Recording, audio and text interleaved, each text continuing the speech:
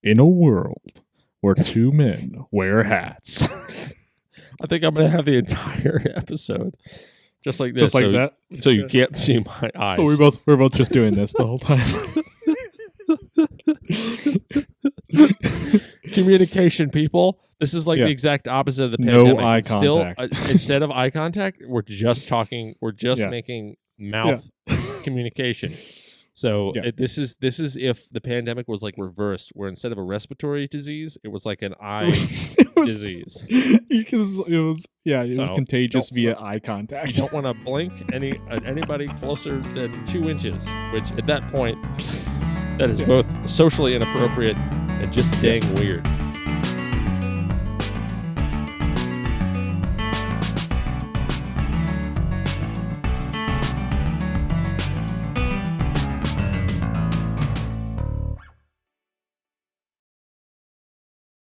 Welcome to Table Talk. I'm Rich. And I'm Alex. And today, we're continuing our discussion on communication. We're going to do the whole show without looking at each other. And not just that, ladies and gentlemen, but you won't be able to see our eyeballs. How much fun is this going to be? Will you actually? Not fun. At all. Okay. Not at all. All right. Are we calling it? We're calling it. Right. All 1, 2, 3, go. Hey!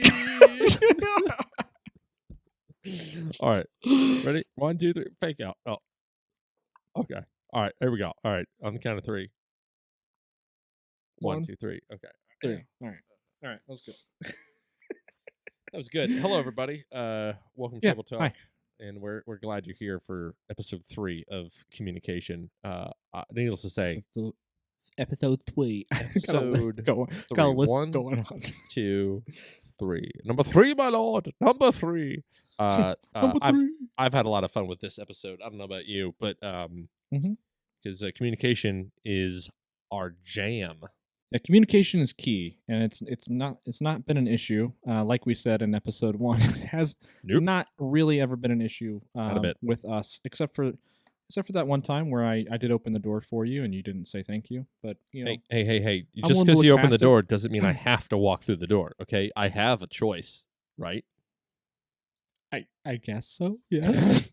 Seemed pretty apparent that you were gonna walk through it, though. Well, I thought I was helping. I second guessed myself, and then are you saying that you just walked through a door because somebody opened it for you? What, Rich? I can't hear you. What? Do you? What? Do you? What? Do you possess a moral obligation to walk through a door whenever somebody opens it for you? That's like your superpower. That's my superpower. No, Rich. You know what my superpower is? To buy every single item that everyone ever advertises to me at every single point. AKA no self-control whatsoever. That's my superpower. If we just turned Alex's camera slightly to the left, we'll just see a whole bunch of shopping bags.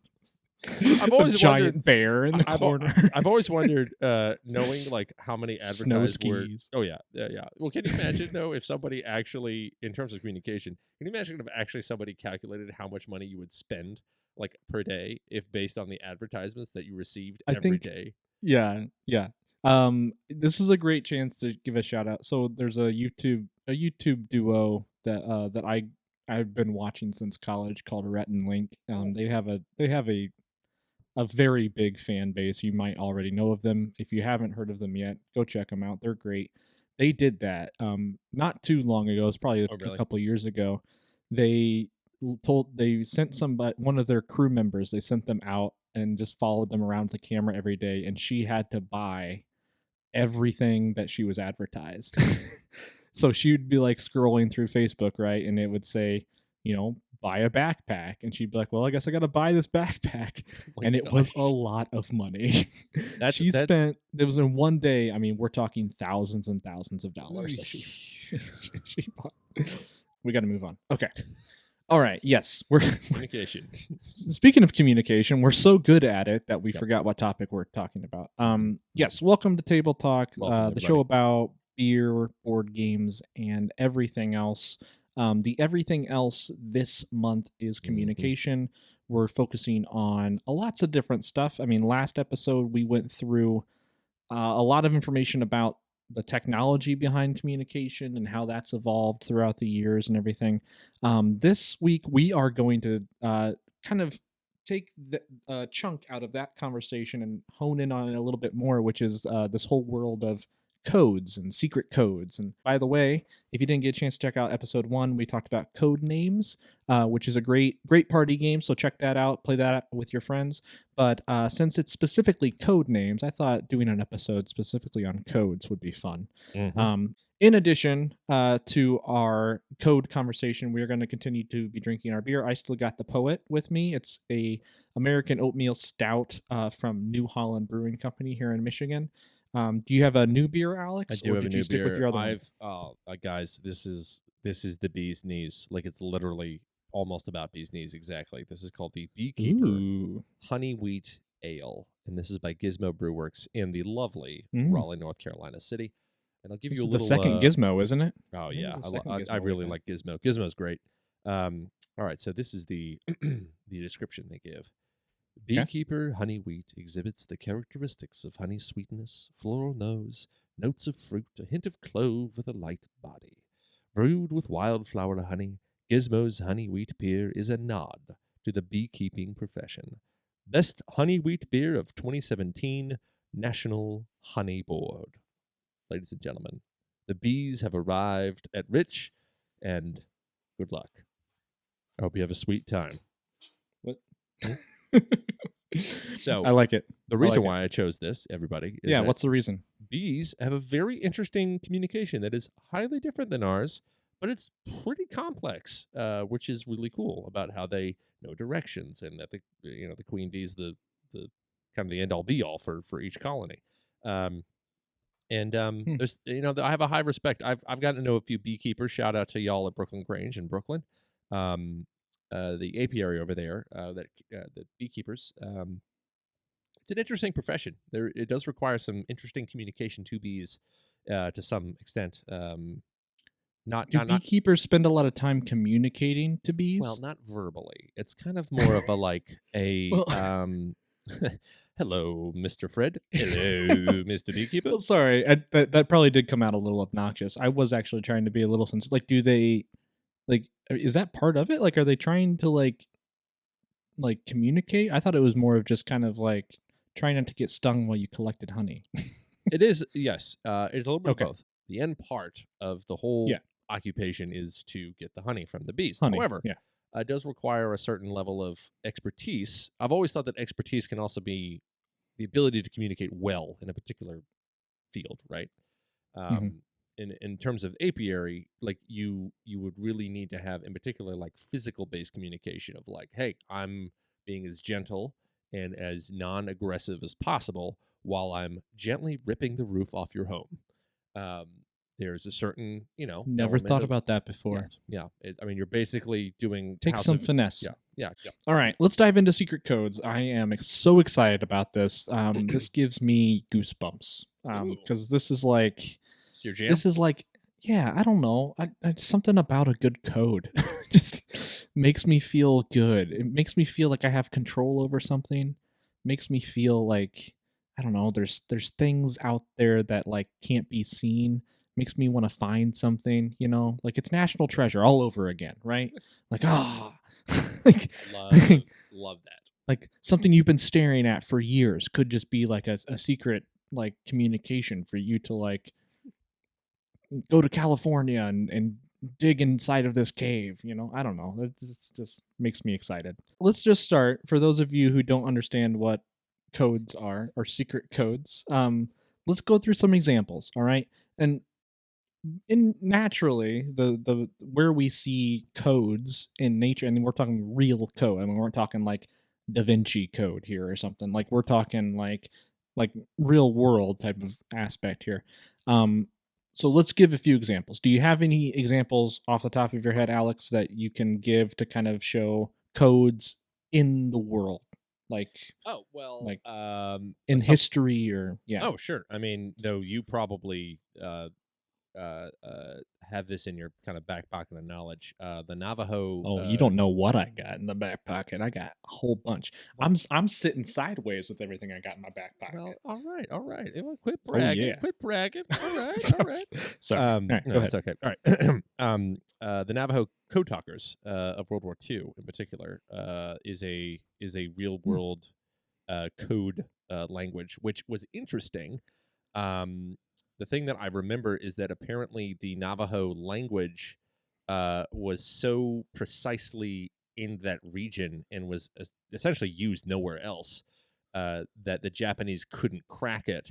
But it was mainly Hmm. because the essentially the pool of those that spoke that language was so small, as far as I understand it, and it's completely different from like the usual Romance languages, etc. Interesting. And what they've been used. Yeah.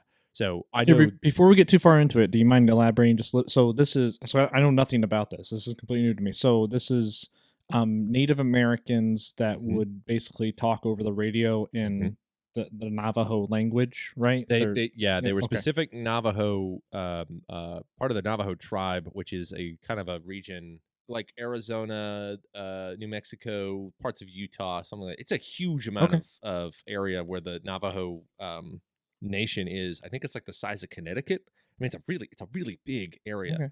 Like in But the four corners area. Okay. kind of similar, basically near Right. Grand Canyon. As far as I understand, I think the essential point is that when the Navajo soldiers, in particular, like obviously was working as part of the United States, they ended up working within the code groups to send messages. In particular, as far as I understand, it was particularly effective in the Pacific campaign side of things Oh, with okay. World War II. There was a movie, and I forget the name of it. I think it was Code Talkers or Code Whisperers or something like that. But it Okay. stars one of our very favorite actors, Mr. Nicolas Cage. And he is in there, not as Navajo, obviously, but he is like I think he's one of the captains or something of one of the squads. So yeah, that's Completely off topic. the big one that I know of that I enjoy hearing about. Mainly because I think it also talks to me that code and language are intricately linked, and that no language Right. is necessarily less worthy simply based on how many or how few people speak it. Hmm. Because like yeah, sure, just because English is like the language of essentially the internet, Right. and most Western speaking countries, at least with business and stuff, Hmm. doesn't necessarily make it like any or more less important than Swahili or something. Yeah. It just obviously it serves the same function. It lets people communicate to each other in a way that's pretty good. Right. Though English is a little Yeah. weird It's to just me, but yeah. codes are that, right? It's just Yep. it's just a language that few people understand. That's pretty much it. Yep. It's just Yep. it's just you and the person that you want to communicate with knowing something that other people don't. Yep. Military history is going to be ripe with any type of codes, right? Mm-hmm. So that's kind of where I went to. I started pretty simple Morse code. I mean, that's just Yeah. seemed like the where I started because I think that was my first introduction to like codes when I was young. When did you learn Morse code? Well, I never really learned it. Like, Okay. do you ever learn Morse code? Like you understand it, but you never like it's like Right. juggling. Like I know how to juggle, but I can't juggle. Right? So I can't. Do you know how to juggle? I do, Okay. but I don't All know right. how to Morse code. You can't brag about knowing how to juggle and not juggle something. So I'm patiently waiting while you find something hopefully not breakable Hold to on. juggle. Okay. Go ahead. Ladies and gentlemen, you'll come to discover about me that I have a lot of really random things I learned growing up. Some of them are useful, like reading books. That's a useful trick. That's good. Yeah. Juggling is like a kind of one of those like side acts that's really good for like kids from 5 to 8. If you're Yeah. looking to occupy them for 5 minutes. Other than that, I don't know what it's useful for, other than good hand-eye coordination. but this is also, you can't see it, but there's also a bunch of games and stuff. So, ladies and gentlemen, Okay. I actually have Nice. juggling. Yeah. So hold on. Yeah. Let's cue the circus music. All right. 3, 2, 1. Go. Nice. Yep. Those. Yep. This isn't.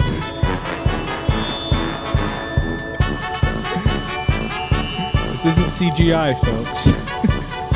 Don't have the budget for that. This is pure raw talent. Very good. Very good. I'll put it away for another year. Right, yeah. Like bring it out again. That's awesome. Yeah. Thanks. Well, thank you for sharing, Alex. That's great. Yeah.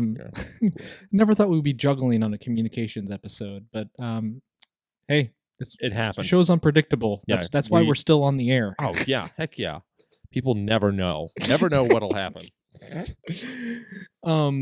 Yeah, I never really learned Morse code. It's probably one of the more disappointing aspects of basic training. And I mean, there's plenty of disappointing aspects of basic training. So I guess that tells you how I feel about Morse code. I never really got to learn it. I mean, they taught us like the fundamentals of it, like a dip. You have a dip and a da, right? And that's pretty much the whole concept. You have a dip, da, dip, dip, da, da, da, dip. That's pretty much the concept. And then those dips and das are spaced out and each represent a letter of the alphabet. So yeah, I don't know. I still to this day I hear Morse code and I think, how in the world can anybody make heads or tails of that? Like it's just so interesting how, it is something that was created to be a secret code, right? But there was, I mean, we had like a radio course in basic training where they reviewed it with us, and our instructor was very knowledgeable, and he could just he'd be like, that's SOS, and we'd be like, sure. I don't hear it. Like sounding like a fly to me. Right. He's like, and you'll never use it because it is completely outdated, but we're going to do the course anyway, just in case the whole world blows up. So yeah, just remember. Cool. Apparently that course sunk in for me really well. There's probably maybe one instance where I ever had to use Morse code, and it wasn't. Yeah, I never learned it or memorized it by any means. Another example of kind of wartime coding is the Enigma, the Enigma machine. Super cool. Yeah, super cool. And I'm not even going to begin to try and explain how it works. Do you know anything about that, Alex? Like as two far words. As like two words. You ready for these 2 words? I'm ready. Benedict Cumberbatch. Yeah, that's the extent of my knowledge. Yeah, the only thing that I know specifically, now, but then again, this is the problem with movies about real events, is that sometimes I forget which is a real part of the story and which is a dramatization. Which was dramatization. I think this part is real in that the Enigma machine was so effective, but that the Ally powers did not want the Germans to know that the Enigma machine had been discovered and was being used to decipher what they were talking. So, and this part is crazy to me. So they just kind of carried on as normal. Yep. They knew about certain things, but they're just kind of like, okay, all right. Which I don't know if that means like they were kind of playing God, where they're like, well, this boat's going to sink, sir. That's Ally powers because the torpedo's about to come, and we know the torpedo's about to be shot. And they're like, well, God save him. Like that's a little weird to me, but I don't know. I mean, it makes sense. I mean, I don't doubt that part was fictionalized by the movie. Because I mean, you can't show your hand right away, right, or else you've done everything. You have the upper hand without your enemy understanding that you have the upper hand. So controlling little things that are going to go under the radar and still allowing them to send their correspondence, thinking that you can't read it, makes more sense than making big moves, and then having them realize that they're onto you, So yeah, big I mean, I can't imagine being in that position. That's a horrible position to be in, where you have to make those calls, and they do it really well in the movie where they kind of show how difficult that is. But I don't doubt that was part of it. For any of you that don't know what we're talking about, let me just kind of read a brief description. World War II. Yes, yeah, World War II. Okay. All right, yeah. Just like everything else, everything else that we talk about is pretty much circles around World War II. Eventually, it feels like. Yep. The Enigma was an electromechanical rotor mechanism. There you go. And it scrambled 26 letters of the alphabet, and it was basically like a typewriter, right? In typical use, one person entered the text on the Enigma's keyboard, and another person would write down the 26 lights. Write down which of the 26 lights above the keyboard lit up as the key was pressed. If a plain text was entered, the lit up letters would be the encoded ciphertext, and then entering the ciphertext transformed it back into the readable plaintext. So the rotor mechanism changed the electrical connections between the keys and the lights with each key press, which I don't understand. But sounds very complicated. The security of the date of the system depends on a set of machine settings that were generally changed daily during the war, based on secret key lists distributed in advance, and on other settings that were changed for each message. Oh my goodness, it's a lot of work. The receiving station had to know and use the exact settings employed by the transmitting station to successfully decrypt the message. Which is, if you watch that movie, that's what makes it so difficult for them to understand how to break this thing. And then you only have like a day to do it, and then you're back to square one the next day because you have no idea what the next settings are, and you have to re-break the code again. Do you have any other code examples? I believe we wanted to talk about something far more ancient, correct? Yes. Yeah. I have an ancient one in mind too. I wonder if it's the same one. If I said the name Caesar shift. Oh no. No, that's not what I was thinking. Yeah. Okay. So before you get into yours, I'll talk about pretty much this is, from the way I understand it, kind of like the foundation of coding, especially as far as military goes and sending secret messages. Mm-hmm. It's called the Caesar shift, and it was developed by none other than Julius Caesar. Probably one of the more simple codes that was ever created, and it makes sense. It was like a baby step as far as coding goes. So Julius Caesar used this coding to encode his military messages. The Caesar shift was basically as simple as a cipher gets. All you had to do was substitute each letter in the alphabet by shifting it right or left by a specific number of letters. So today you and I could probably look at that and be like, oh, okay. like everything is just shifted to the right one. So B is A and C is B and see D is C. that to me, when you say that, it reminds me of like, all right, so there's like famine. All right, Julius Caesar's working on that. There's the war against the Germanic tribes in the north. All right, yeah, Julius Caesar's working on that. There's old Brutus and Mark Antony. Yeah. We'll worry about them later. We know there'll be trouble, but we got to do the thing. You know my pet project though? I want to do Caesar shift. That's what I want as emperor. Yeah. Okay. Yeah. Okay. We can't tell you no because you're emperor. Like I don't want to lose my head, so we'll just let me go through with it. Like, doesn't he know this code is really basic? Well, we don't know. But we're not going to ask him that question. Yeah, right. He's like, did you figure it out? And they're like, no, we didn't. And they looked at each other like, we figured it out when he started writing. Yeah. Is it good? Oh, yeah. Couldn't crack it. Oh, yes, sir. Absolutely, Your Majesty. Yep. Couldn't read it. Had no idea what he starts writing in his journal, really private things, thinking nobody can read it. Everybody's coming in and reading all of his private all messages. The soldiers in laughing, Yeah, just laughing at Julius Caesar behind his back. It's not the first thing that happened behind his back. Oh, wow. 2,000 years too soon right there, right? Too soon? All right. Oh, it's from old Billy Shakes, that's for sure. Yeah, the Caesar shift. I did want to give a shout out to the book key as well. That's always been a favorite of mine. Wait, the old key? or the book key? Yeah, the book, the key, the like the the key, because every code has a key, right? So, Right. the book is the key. Like, so if you basically have two numbers, right? It tells you the page. Okay. Yeah. So you're basically deciphering two numbers for every letter. One Right. number is the page number that applies to a Yes. specific Okay. book, Okay. and then the second number is the number of what word that is on the page. So, Okay. Gotcha. yeah. Okay. Which always seems like a great way to just cuddle up next to the fire next to a good book.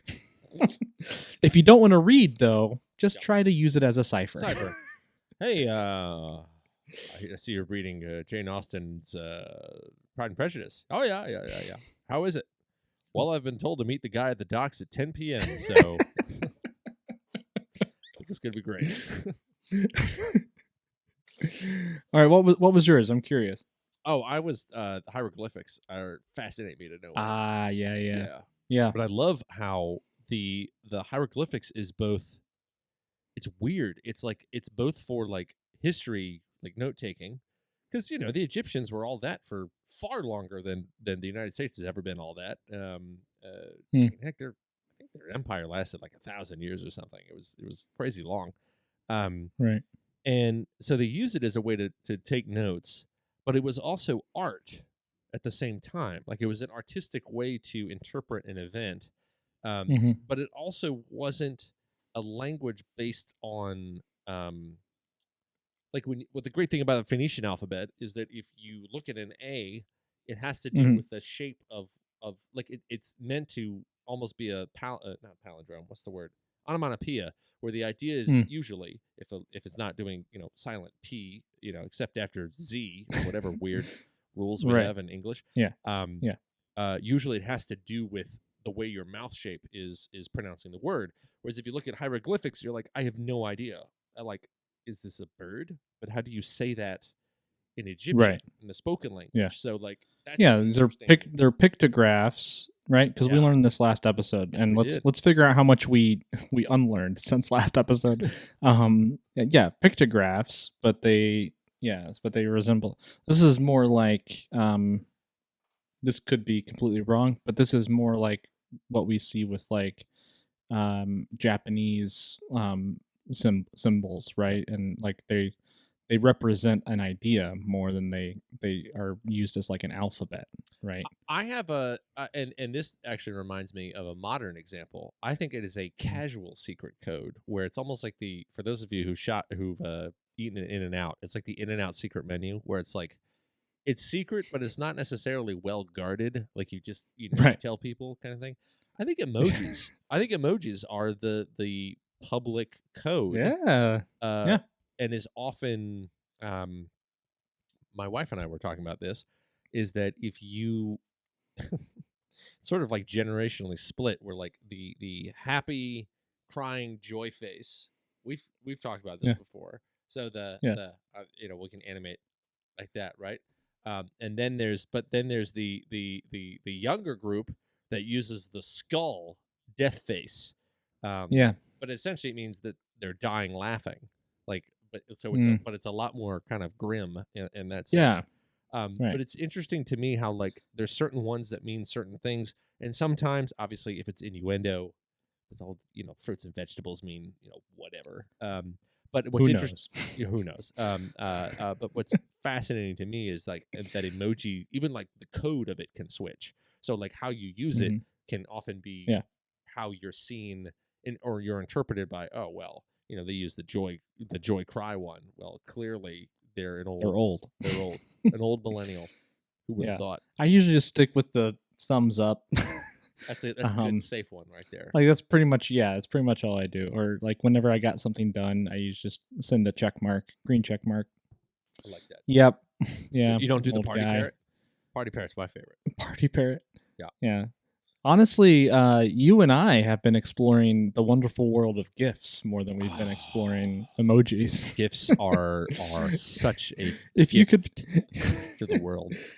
If you could see Alex and I texting, not really texting even, but basically texting about when we're going to do our next shoot and what our theme's going to be. It's basically a little bit of planning, just a little bit of planning happening between a lot of gifts. A lot of gifts.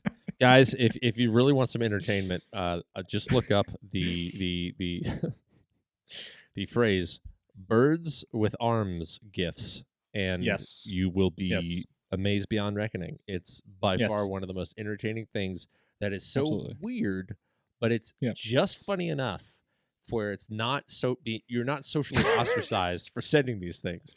But like ostracized. See, there we go. Again, dad jokes, they're coming, guys. As Lecrae and Andy Mineo, shout out to you guys, would say, coming in hot. That's what it is. Yes. They are coming in. Yep. So. Oh my goodness. Yeah. So here's what I thought we could do. I'm gonna share with you a code, basically. I want to see if I got 2 of them. So I want to see if you can. One of them is a little bit easier. I want to see if you can crack it. Oh, I feel like I'm at an eye doctor appointment.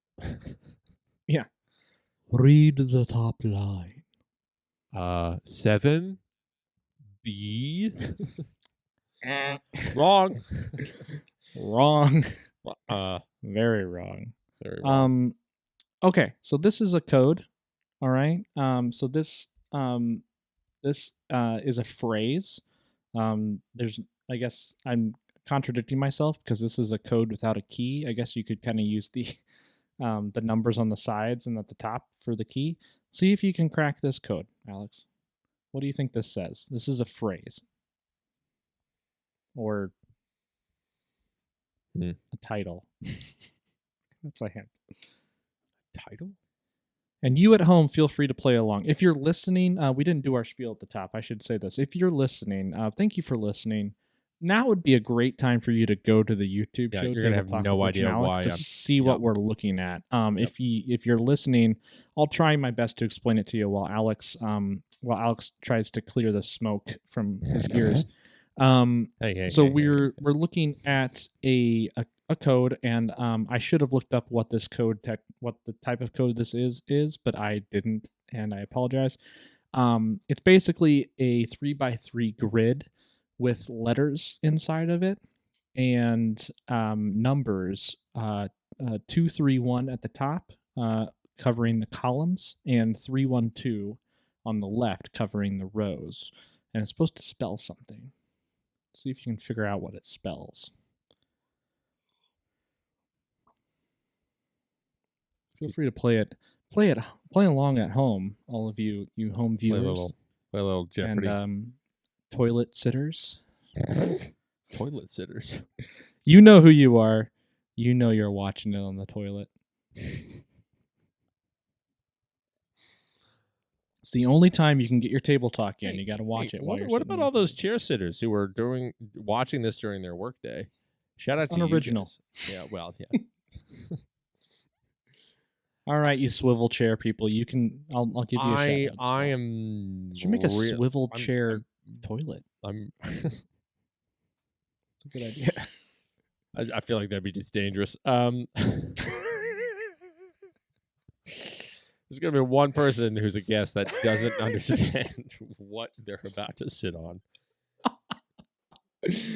I honestly think this is not a bad idea, actually. Get the patent. All right, hold on. Maybe I can get this. Okay. 1AA at. Huh. Never mind. It's supposed to spell something like a phrase. Or a title. Blake Adel. All right. Now it's time for the next slide. You ready? Yeah. Can you get it now? Tablet elk. Battle. Battle claw. Tablet Alc. That's gonna be the name of the show. That's gonna be the name of the show from moving forward. It's no longer Table Talk. Starring Matthew McConaughey, Jessica. Sorry, there's way too many Jessicas. Jessica Biel. Thank you, Jessica Biel. And Jennifer Lawrence, as well as Scarlett Johansson. And Daniel Kaluuya. Tablet Alc. Coming April 27th. What's it about? Tablet. No idea. Tablet We're just going to throw all the cast members just for the trailer, tell them nothing else except the title. Dude, I'd go see it just because of how weird the title is. And just, I think that's how we should pitch movies now. Don't tell them the title. Let them scramble it. Yeah. Tablet Alk. You understand what this says now, right? No, not at all. You don't? Okay. That let claw? Table? Oh, table talk. Wow. This is a code. Now I get why you're laughing. Table talk. If it was a snake, it would have bit me. Tablet Alk.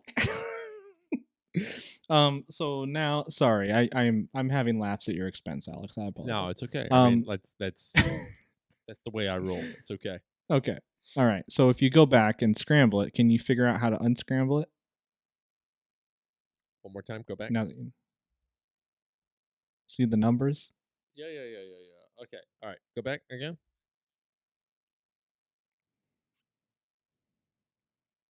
All right. So I'm trying to understand. There's 3. Mm-hmm. 1, 2, 3. 1. Something has to do with columns and rows and the relationship between the number 1 and 3 and blah blah blah. I don't understand. Right. Let me put you out of your misery. All right. So wait, this is the easy one? Yeah, this is the easy one. Oh Lord. All right. So you start with number 1 and 1, right? Mm-hmm. So this is showing you, so you connect 1 and 1 together, that gives you T. Connect 1 and 2 gives you A. 1 and 3 gives you B. All right. Then you start with 2. Then you go 2 1 2 2 2 3, and then you go 3 1 3 2 3 B. So if you go back up, you start 1 1 T 1 2 L 1 3 B. So that's tab. All right, that's the tab of table. I want the let. And then where's the 2 1 L 2 2 E. So you have table that way. All right. You mean tablet? 2 3 T, and then 3 1 A 3 2 L 3 3 K. Good old tablet Alk. Tablet Alk. Coming this. All right. So anyway, so that's the easy one. I'll just explain this one because I don't. You can try to do this. You guys ever had to pick up a human brain on the floor? Well, what's about to happen? Go ahead. This one. Brain Man this one. 327. Yeah. So this is the code right here. So this is if I was trying to give you a code, this is what I would put on paper. Mm-hmm. ORK capital Y underscore CUO exclamation point. All right, and I would give you the keyword. Yeah, right. I would give you the keyword of cat, and you'd have to figure out just by using cat what this says. Can I take a humorous guess? I don't think you can make any other type of guess. All right. So this is my theory: is that is the password if you have your cat and you take its paw and you just have it start typing on the computer. That's how you interpret it. Just let your pet just walk across the keyboard. Yep, I think that's how it's done. That's what comes out. What's the real answer? So, for those of you playing at home who are trying to figure this out, I'll go ahead and give you just kind of a hint, okay? We'll go hint by hint. So the first step, all right, and I'll go slowly so you can kind of play along. The first step is to take the word cat and organize the letters by as they arrive in the alphabet, if that makes sense. So by doing that, A would come first, C would come second, and T would come third. Okay. Right? Because alphabetically, that's how they're arranged. Okay? Okay. So that's the first step. I'll kind of buffer here to see if anybody can kind of get that by themselves. I will say the next step is to make a table, a 3x3 table, underneath those numbers. And see how this code corresponds with that, if you can. All right, so we're kind of in the same position now where you were, Alex, with the other code, the 1, 2, 3, right? So so yeah, see if you can kind of imagine a 3x3 grid underneath that, and what you would do with that 3x3 grid with this code here. I know it's confusing. All right, so for those of you playing at home, I'm going to reveal the answer. So if you want to pause, please pause. Okay, moving forward. This is the answer. All right, can you see it? Yo, you, the row. You rock. Thanks, man. You rock. Yes. No. You rock. All right. So do you see how this is played out? So by ordering the numbers of the keyword, all right, we go down that column. ORK, which is the first 3 letters of the code. The second column gives you capital Y_C, which is these 3 here. And then the third column gives you UO exclamation point, and that gives you the code. Dude, so you can basically, write it out this way, all right? And then make sure you just have to have a keyword that corresponds with however you gridded it out. So if this was, so let's do another example here just for fun. So if this was the keyword or the code, this is very long. And the keyword was grizzly. This is how it would play. Oh, I didn't even. I didn't do it. I didn't make the next slide. Nope. So, well, can I take a stab at it? Yeah. All right. Yeah, so go for it. My assumption is that grizzly is like what you said. It's the order in which the order in which they're received in alphabetical order. So right. I would which one would come first? I, and then and then G is 2. No, wait. G would come first. H I A B C D E F G, correct. Yep. I is 2. 2. L is 3. 3. R is 4. Y is 5, and then Z is 6 and 7. 6 and 7. 7. Yep. As they're arranged in the word. Yep. Got it. So then what you do is you arrange it in a 7-line grid, starting from A, then dash TI dash 1. Yep. S blah blah blah, and then so underneath this you make a 7x7 grid, right? Yep. And then you go by column, you'd say A_TI_.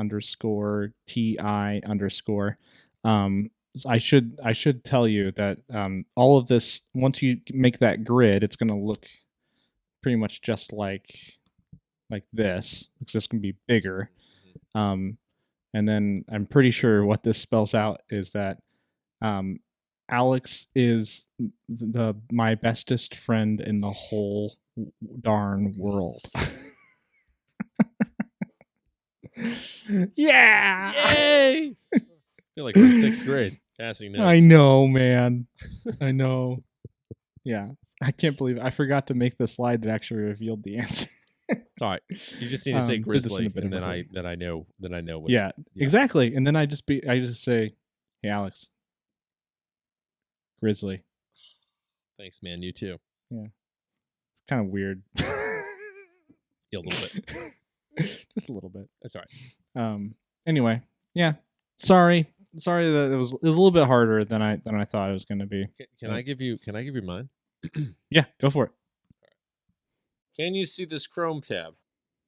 Yes, I can. Can you please decipher what this is?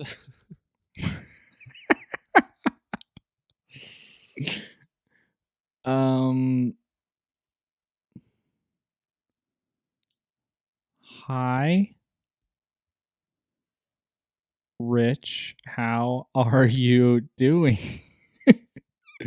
My name is Alex, and I like tacos. Especially when they are fish tacos. Well done.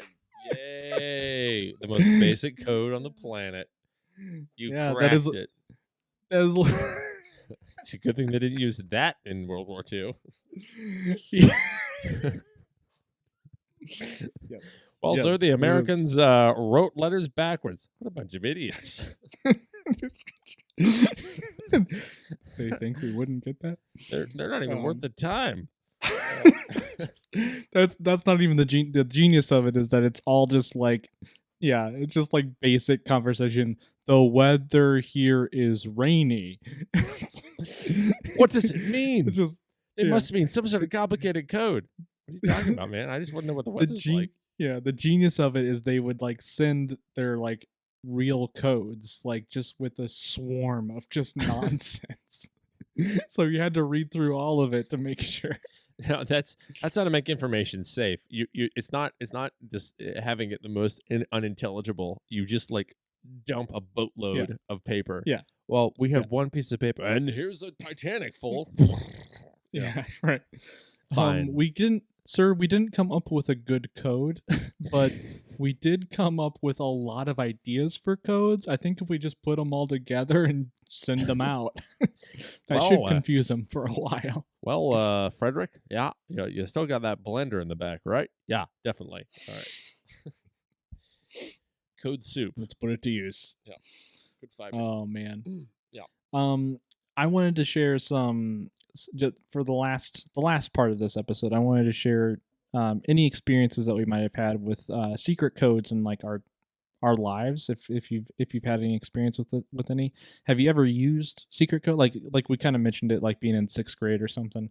Did you ever like have like a pen pal or something where like you would pass notes to each other like in coded in codes or anything like that? Or no. Do you currently have a pen pal that you? I don't. If anybody wants to be a pen pal with me who is like into the code thing, sure. But then again, let's be honest, I don't have much time. I did have a couple friends who every now and again would like venture into the writing backwards thing, and the most amusing part was like, it wasn't even like reading it in a mirror. It was the fact that like the person had to actually write it backwards, so it was always goofy. Like the S would be misshapen, or it's never right. Right. The P would be a Q, and then you laugh and whatever. I remember in college there was a time where I think a floor mate that was like next to the wall.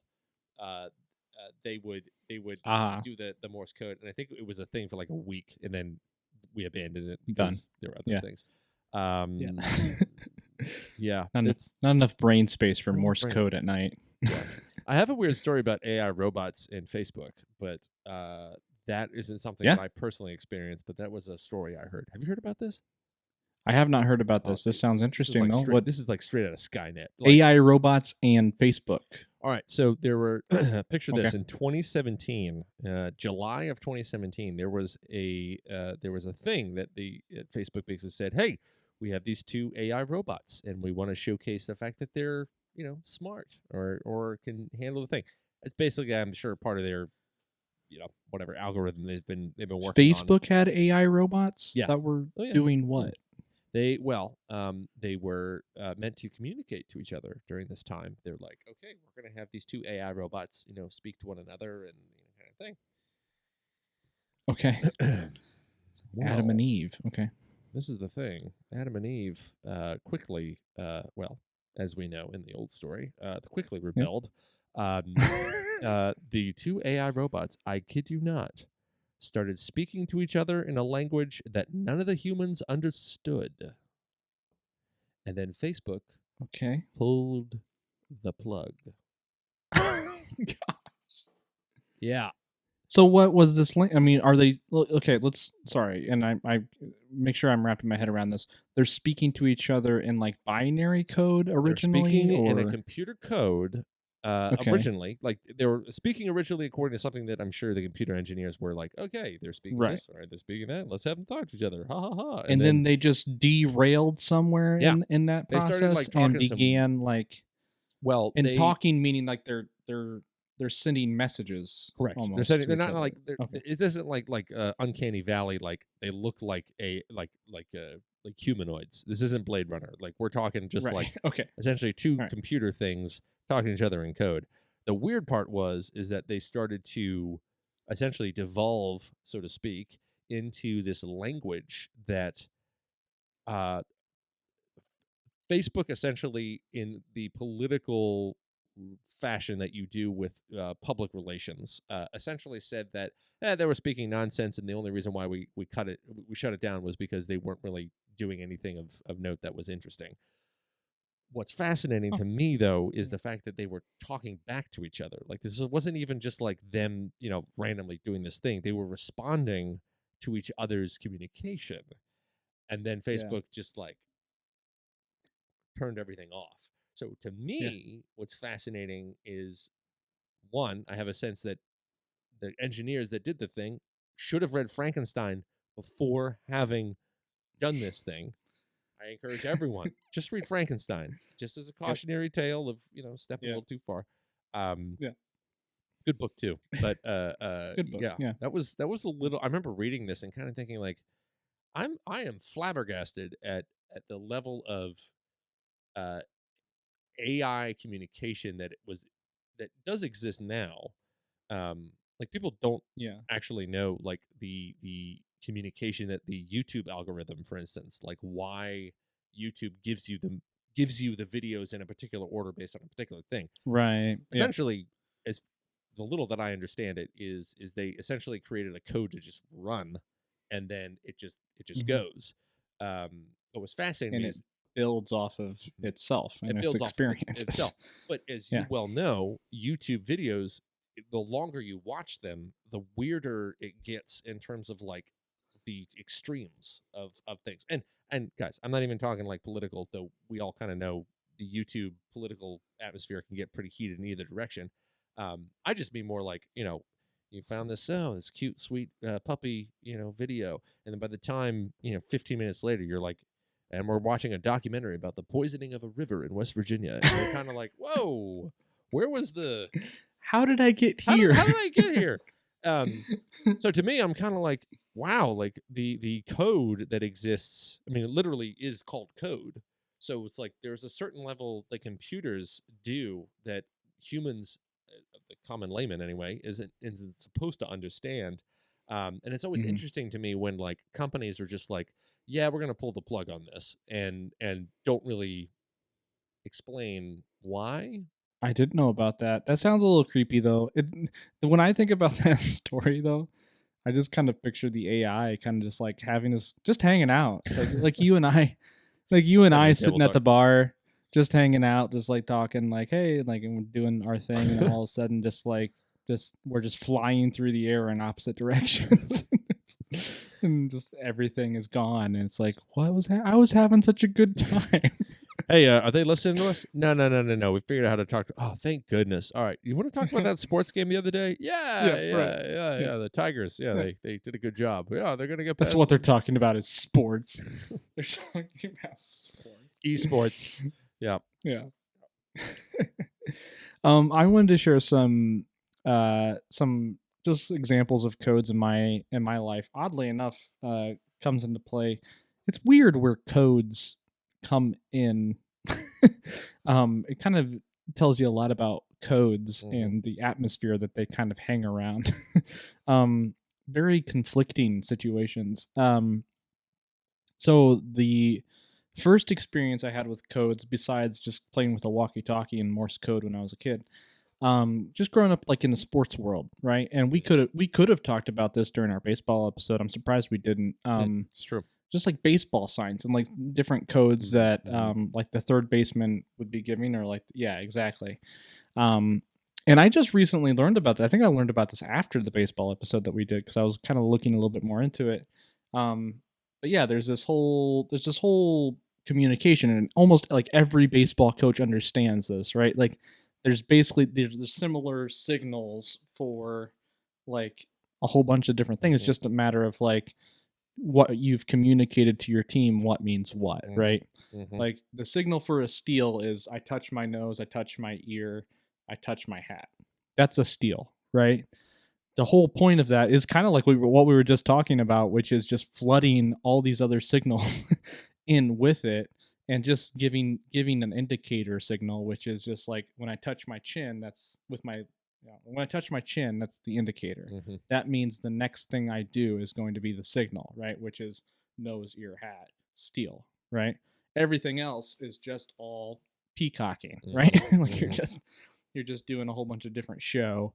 I didn't get that far into baseball when I was a kid, but I did want to mention that we did have signs and like codes in football. So my job in high school, I was a middle linebacker. I called the plays for the defense. I would run the huddle. After the play's over, I'd run the huddle, get everybody huddled up. And obviously in high school, you don't have anything in your ear, or like you don't have that equipment, right, to like have the call come into your ear. Some teams, obviously, this is back in the day. Some teams would, somebody would run to the sideline, right, get the play and run back. So old school. So we fixed that problem, like most teams, and fixed that problem by developing signals to each other. And we had different signals for what the linemen were going to do, any type of blitzing packages that we were going to do, and what coverage we were going to do. So it's just like 3 different things that we had to communicate every single play.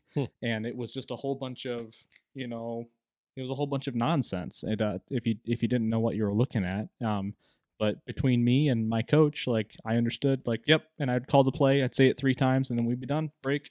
Wow. And it's amazing how all of that just happens in like seconds, because it doesn't take long. I was never good Yeah. at the code part of the of sports. Oh yeah, never good at it. I wasn't quick enough, I don't think, on the because I mean, this. There's a certain amount of practice you have to maintain in order to be quick to make adjustments and know what people are talking about. I think that's the thing that was always miraculous to me about Peyton Manning's play calling. Yeah, right. He was such a like, to watch Peyton Manning was like watching a composer make music. Yeah, absolutely. It's kind of funny for as great of an athlete that he was, and as great of a thrower, a passer that he was, and as great of a mind that he had, he is going to go down in history as pretty much already gone down in history as the guy just flapping his arms around, just moving up and down the line of scrimmage, coming back to the pocket and getting ready, and then looking up again and calling a whole other different play. Like, it's just that's how he's gonna be remembered, and I think he knows that too, and I think he's probably okay with it. Yeah, I don't think he cares. But yeah, right. It's just like he was an amazing quarterback, but that's any highlight reel you see of Peyton Manning moving forward is going to be him squawking like a bird, and his voice cracking at the top of his lungs, and like that's pretty much what it's going to be. I'm gonna have to look this up now. Yeah. So play calling, like in sports, was big with codes. The last thing I wanted to talk about, so this is another basic training story. So this is fun. When we got to basic training, when you first get to basic training, before you actually get into the training portion of it, they have like a holding cell. I forget what they called it, but it was, I got down to Fort Benning when I was supposed to. And then they have kind of like this in-processing.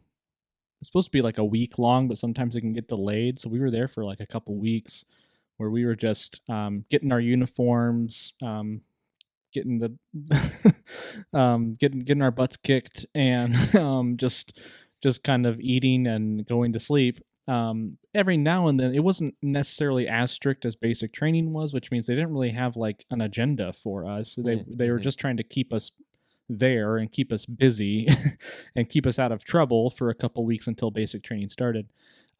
So part of that process is they would take us, they'd march us forever, and then the PX is like right there. It's like it's like 5 minutes away, but they would march us all over the place, and then they'd stop at the PX, and we'd get our tennis shoes and stuff that we would need for training, get like a watch or something, like an athletic watch, and you would get like cleanings, like soap and shampoo and stuff like that. Not that you need shampoo because you don't have any hair, but you get all that stuff. So the soap that they made you buy was Irish Spring, soap. It's a bar soap. Okay, they didn't. It is for the only soap that's available. So they just give you they give you this Irish Spring, and it comes in a box. All right, it comes in a box that's rectangular box, right? Standard soap bar box. So and there's about 50 of us that bought Irish Spring soap. Maybe we bought 2 or 3 or more. Soon I started realizing that, like we have materials to make something.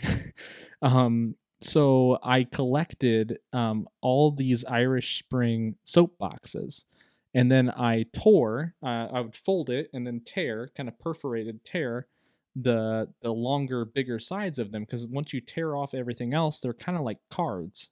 So they're just like the two faces of the rectangular box, right? You tear those off and you have cards. And we had, pens and stuff that we would use for writing. And so I started to write on these cards. I just collected a whole bunch of them. I had a whole stack of these cards now that were blank. There's a little soapy on the inside. So I just like wipe them off on my uniform, and then I take my pen and I would make study cards or like note cards right out of them. So they each had like the insignias on them, so the different ranks and the different insignias for like a sergeant, staff sergeant, lieutenant, lieutenant colonel, major general. I'd start making all those insignias. And then I had another system, or I had something else on the other one. I forget what it was, but it was another thing that we kind of had to know, right? Like some more insignias of some other sort. So I made all of them, and then I developed a key which basically said, a first lieutenant is like a 2 of spades, and then a second lieutenant is like a 3 of spades, so on and so forth. So I created this key in my notebook, and I basically distributed it to my friends, my buddies there at the holding facility, and we would play cards. You weren't allowed to do this, obviously. This was you're not allowed to have any games while you're there, obviously. So we made these cards that looked like they're study cards. Like if anybody caught us like putting surrounding them like we're playing cards, we can all anybody's going to see, all the drill sergeant is going to see, is that it's like ranks and insignias, right? They're not going to see that we're actually playing cards, right? But everybody who was playing understood that what the card you just played is like a king of hearts, because everybody had the key written down in their little notebooks, and at a certain point we all memorized it, so we didn't even need the key anymore. So anytime somebody asked us, we were just studying. So we'd be playing poker, and we'd be playing Kemps and all these other card games and stuff like that with the drill sergeants basically just walking right past us, and we're just looking like we're nice little soldiers. Playing at poker. Yeah. You saying that, I'm really glad you said that story, because I think that there's it reminds me of a game, and I totally forgot about this until you brought this up. It reminds me of a game that my friends and I would used to play senior year, where my friend, I'll keep everybody nameless in here just to protect identities. But my friend would text a group of us who were interested in joining this code game, in which he would have point values based on a single word, like three words, like a phrase, and then like a full sentence, and he would dictate what those words would be. So you could say like flamingo, like a Sasquatch movie, or I can't believe it was filmed in 35 millimeter. That would be like the full sentence. And the point of the game was that with a straight face, with those particular people in the know, would during lectures, and like you would have Q&A sessions where you could, it would be group discussions, and like the whole class would participate. The point of the game was trying to insert these phrases, words, and sentences within the context of a conversation without breaking face. I love it. Knowing that people actually like were a part of it. And dude, we kept this up a whole semester, and it was like terrifying. Like we took some gambles. Yeah. And I remember I'll never forget a look my professor made when I said a sentence, and Mm-hmm. and my and I think it was the I can't believe this is filmed in 35 millimeter, because no kid films a college movie in 35 millimeter, let alone film anymore. And Yeah, right. so in the game, I was like, yeah, I can't believe this was filmed in 35 millimeter, and I remember professor kind of going like this, like looking at me, and I go, well, I mean, sorry, my mistake. I mean 16 millimeter or something like that. Yeah, And yeah. so like my friend, I remember the look. He's just like, "Nice work, man." And I'm like, "Yeah, Yeah. thanks." And Do you get extra points for saying it to a professor or somebody of no, not of significance? higher. It doesn't change according to rank. Oh, It's just okay. like All right. during the class. During class. And I just remember like That's fun. I remember my friend who came up with the words literally like there was no context in his texts. It would just literally he would send flamingo, uh, uh, like a Sasquatch movie, and I can't believe this is filmed 35 millimeter, and like those were the categories. So what was You have a whole amazing? conversation. Well, it was a whole conversation, but it was also like who would have the courage, one, to be the first Yeah. person to say something, and then Mm-hmm. who would actually like beat you out on some of the more risky, Yeah. risky ones.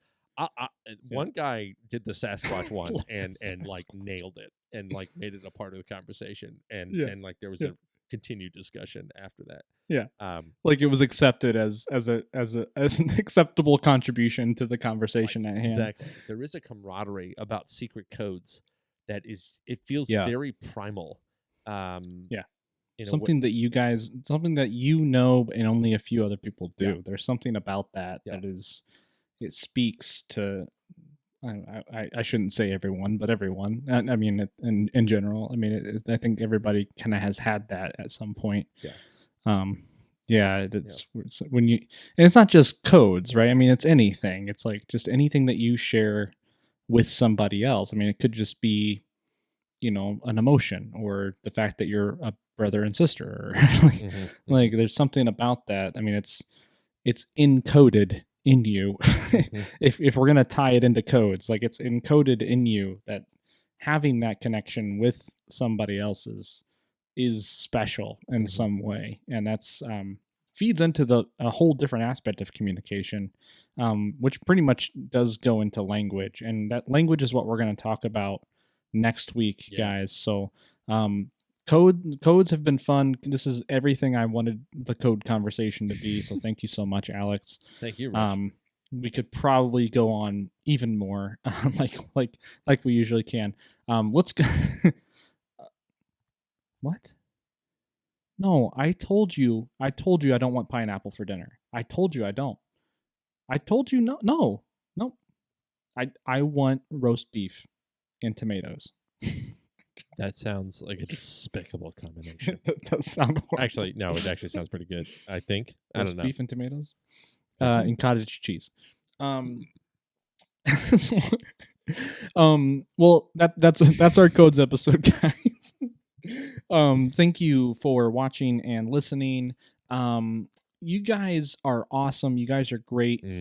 We are going to continue to ask you all to like, subscribe, and comment. You knew it was coming. More specifically, we want you to subscribe. We're at a point here with the show, guys, where we really feel like we're kind of onto something. We like doing what we're doing.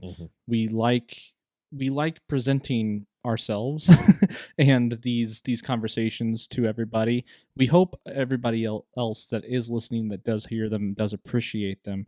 The best way you can support us is by subscribing, because that just helps move the bar along for us, to make sure it number one, it helps us to just know that people are listening. But number two, it really does help us move forward with trying to get other people involved with the show. I mean, we're trying to reach out to maybe get some sponsorships, maybe reaching out to get some guest appearances on the show as well. The more people we have following us, the better.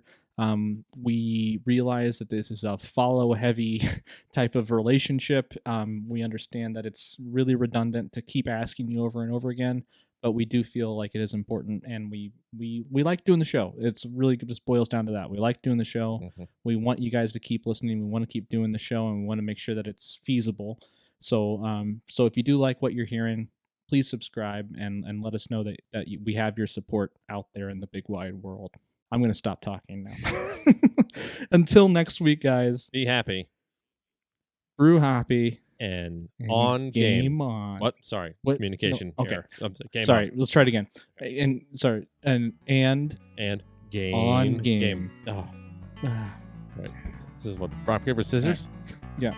1 2 3 Game on. Cheers. Cheers.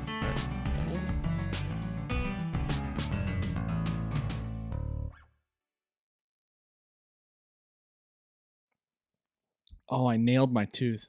I nailed it. You all right? Right there. Yeah, I'm good. I hate that. Is my tooth still there? Yeah, our tooth's still there Oh. for now. That's also another weird thing about communication is teeth. That, I mean, you ever think about that? That they exist? Well, no. It's like how much judgment one has based on the status of one's teeth when talking. Think about that. I don't pay attention to anybody's teeth when they're talking. Well, no, I know you don't, and that's because you are a deeper human being than I think a lot of people. But more evolved. Yep, I know. You are X-Men #5.